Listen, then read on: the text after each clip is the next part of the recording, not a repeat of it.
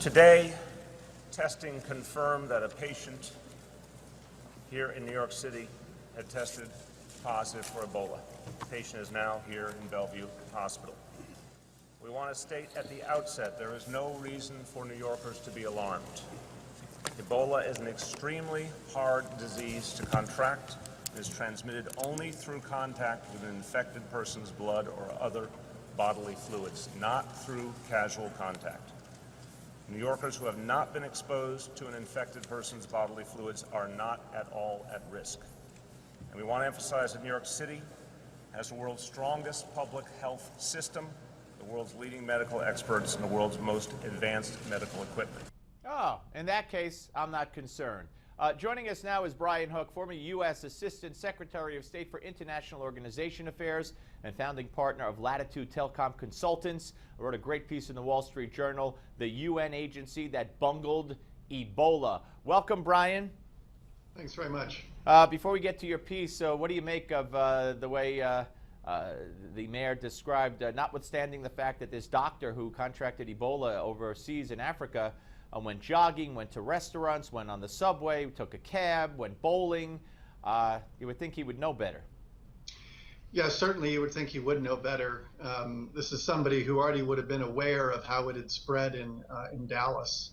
So this is distressing that he would be in public like this. He did obviously take the precautions when he was overseas, but probably going around town on the subway is not the smartest thing. Yeah, especially since he said he was feeling fatigued the last few days. All right, the WHO, the World Health Organization, under the auspices of the United Nations, you wrote a great piece, as I mentioned, in the Wall Street Journal, talking about how they bungled Ebola. How'd they do it?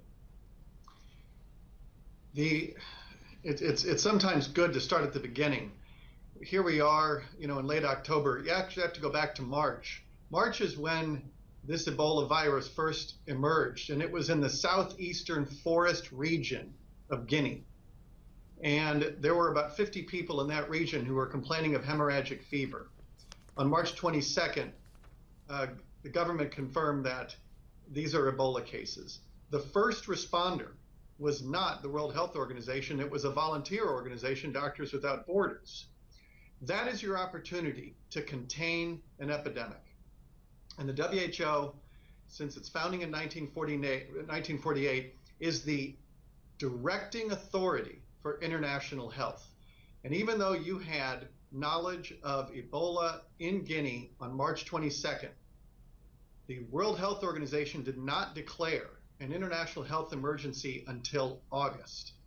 And this is the kind of sort of bungled response that we can't possibly allow. And so you're calling for the formation of a new organization, which would also be under the UN, but totally independent of the WHO. How would it differ? Well, I think there are different ways to do it. In the piece I wrote for the Wall Street Journal, I suggested that we remove the detection capability outside of the UN entirely. What sometimes happens is the World Health Organization will be aware of a virus, whether it's in China with SARS or whether it's in Guinea. The World Health Organization is largely a union of health ministers. And governments sometimes, either through incompetence or just trying to hide the evidence, can be one of the kind of big obstacles you have to deal with. If you were to house the detection capability outside of the UN, you wouldn't experience that conflict of interest that WHO sometimes feels when they need to expose or embarrass a government for its slow response. So I think you could maybe put the detection outside the UN. I suggest in the op-ed that you could create a new entity within the UN system, but you could also, an option to consider is having it outside the UN, like Interpol, which is a good effective organization, working on criminal matters. You could have a similar one when it comes to epidemics and pandemics. And we get about 30 seconds. What's the likelihood of this actually coming to fruition? It would really require President Obama to lead on this. Well, that's the end of that. By the way, Brian, not to be flippant about it, but a great story. Nina Pham, the nurse who contracted in Dallas, one of the two nurses got Ebola. She's now Ebola-free, and she was at the White House.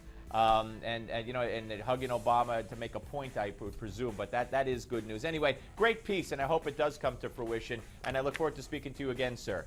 Great. Thank you, Steve. Take care. Brian Hook, ladies and gentlemen.